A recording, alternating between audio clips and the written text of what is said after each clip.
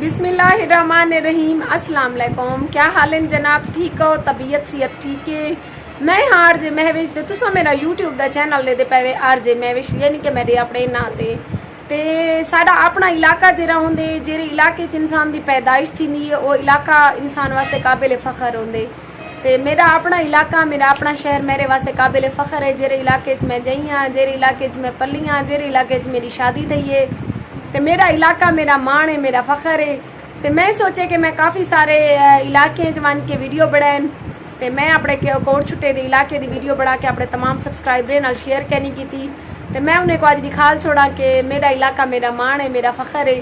तो जनाब अज तो वीडियो जी दिख लेंदे पे वो मेरे आरजे महविश दे अपने इलाके दी काफ़ी सारे सबसक्राइबर मेरे अपने इलाके को देखने भी चाहते उस दिन कि आरजे महविश जी कि पूरे पाकिस्तान में मकबूल है और पूरी दुनिया अल्हम्दुलिल्लाह काफ़ी इलाके काफ़ी मुल्कें मेरे वीडियोज़ दिखिया वेंदियां तो वो तमाम सबसक्राइबर काफ़ी लोगों को इश्तियाक भी उसी देखण दा कि महविश कित्थों दी है, कित्थां पैदा थी है, किहड़े गलियां खेल के वड्डी थी है। तो जनाब अज असां लिख लेंदे पे तो अपना प्यारा जा खूबसूरत जा इलाका कोट छुट्टा तो उम्मीद है तो आपको पसंद उसी अगर पसंद आवे तो मेरी हौसला अफजाई ज़रूर करे सो कि आरजे महविश तो आपको प्यारी लगती है, आरजे महविश का इलाका तो आपको किंजा लगे। जुलते हैं वीडियो नाल।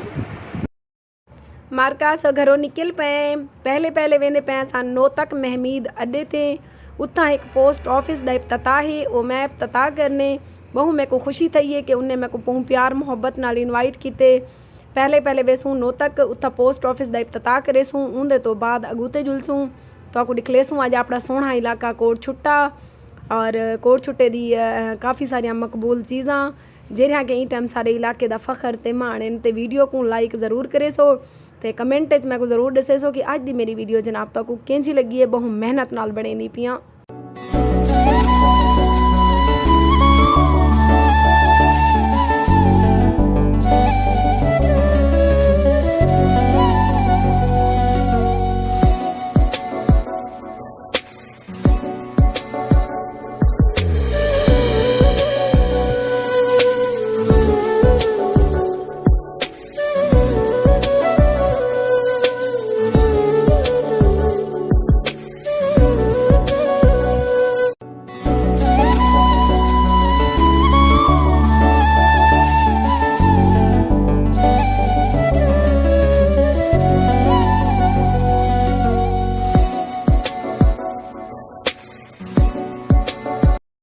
जी जनाब पोस्ट ऑफिस का खैर नाल इफ्तिताह करके असां वेंदे पे हुण कोट छुट्टे वाली साइड ते अगों तो खूबसूरत वीडियो शेयर करेने तुहाडे नाल।